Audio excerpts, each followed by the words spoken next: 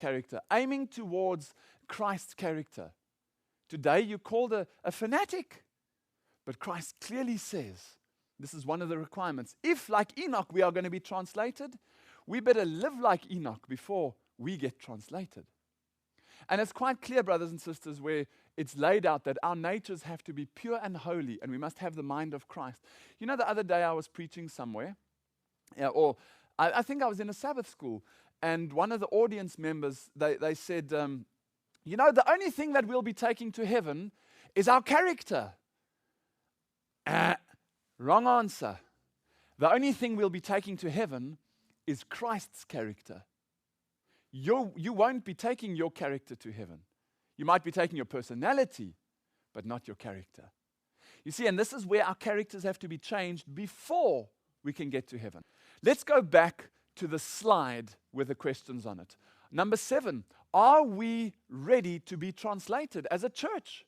I don't believe we are. We don't even know what the requirement is to be translated. Number 8, are we as a church worldwide aiming towards perfection of character? No, we're not. We're not even preaching it. Number 9, are we in control of our appetite? Now you'll see in brackets there I've put last frontier. What do I mean? Do you know that we have somewhere in the spirit of prophecy something that refers to a health reform? Have you heard of that? Well, 70, 80, 90% of God's people are choosing some things written by the prophet and rejecting others. But just like you couldn't choose what John said and reject other things that John said, or with Elijah, today with the spirit of prophecy, we can't choose and pick what we like and what we don't like, brothers and sisters. Are we in control of our appetite? Let me explain this. The appetite is one of the senses. It's stimulated as a result of one of the senses. Just like in the Garden of Eden, Satan tempted Eve. Eve fell as a result of her inability to stem her appetite. God is testing his last day people on exactly the same thing. Have a look at this McDonald's logo. Many of us have seen McDonald's before. And there's an average Big Mac with fries. Big Mac and chips. I went the other day and I bought McDonald's. In fact, I got home and I told my wife, darling, I bought McDonald's. She almost freaked. She didn't listen to my words. I said, I bought McDonald's. I didn't say I ate McDonald's. I said, I bought McDonald's, right?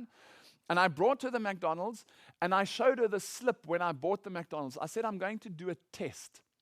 I'm going to take that McDonald's burger, and that's the picture. I took that's my burger, right?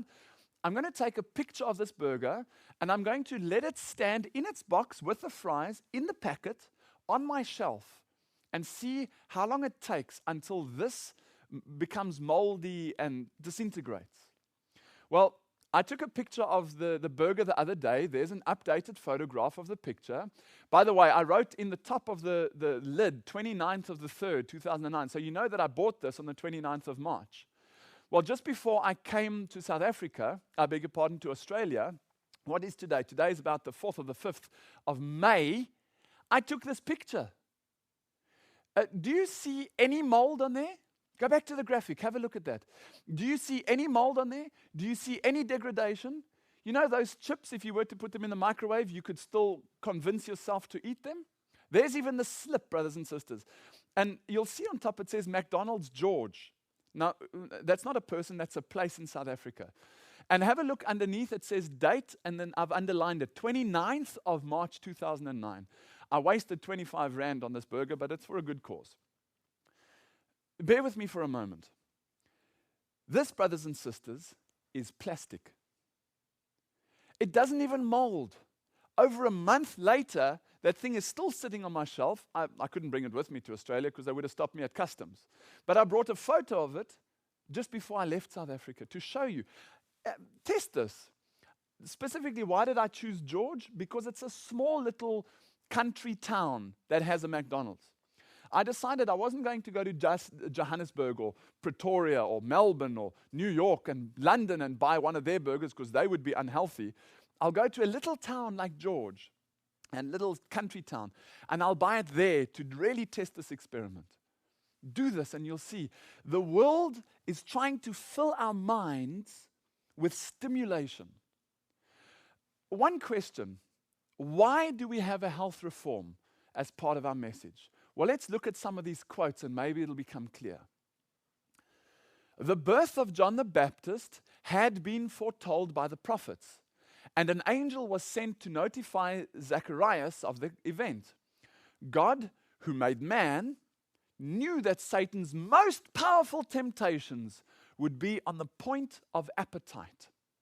It was necessary for him, John the Baptist, to have a simple, unstimulating diet in order to prepare him to accomplish his sacred mission. You see here? What Sister White is showing you, and she's connecting the mission that we have with a simple diet. The Lord's not trying to hide something from us. That's what Satan asked Eve.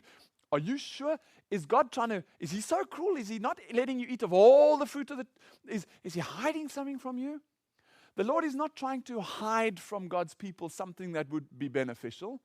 He's trying to say, at the end of time, God's people are going to fall because they have not listened to the health reform. Look at this quotation. John was an example to the young people in these last days, to whom have been committed important and solemn truths. So we have a message like John, a sacred message.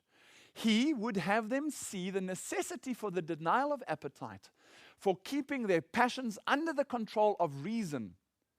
This is necessary that they may have the mental strength and clearness to discern between right and wrong and between truth and error. What's coming clear here is somehow what we eat influences the mind. And we need to realize that we have a cognitive function. The Lord says, come, let us reason together. Reasoning happens in the frontal lobe. Behind the frontal lobe, in the middle of the brain, we have what's called the limbic system. That's a system that functions, that's the one that gets stimulation. Now, when you walk to the checkout at the local supermarket and your child starts having a tantrum because you refuse to buy your child a chocolate, it's because the limbic system is overpowering the reason. The midbrain is overpowering the frontal lobe. Does that make sense? So the Lord is saying, hold on a second. God's final Elijah people need to turn that back the way it was. Eve was overpowered once she saw the fruit was good to eat, and she saw that it would make her wise. The stimulation convinced her frontal lobe to take and eat. Today, brothers and sisters, the Lord is asking, please get this back in line. Put the higher power in charge of the lower powers in our minds. And the reason you want to do that is because you need to have clarity of thinking to be able to reason between what's right and wrong, and not to stimulate the mind, and whether that's through food or through dress or through drink or through PC games or TV movies. The whole world is about stimulating the limbic system and getting the frontal lobe to shut down. Counsels on Health tells us the following. John the Baptist separated himself from friends and from the luxuries of life.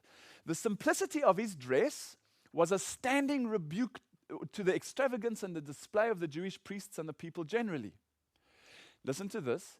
His diet, purely vegetable, of locusts and wild honey, was a rebuke to the indulgence of the appetite and the gluttony that everywhere prevailed. Here you can see clearly that John the Baptist only ate vegetable-type foods, plant-based diet. Now, I explained in the first half about those locusts are not locusts, that's lacusta, being the pod or the husks of the carob tree.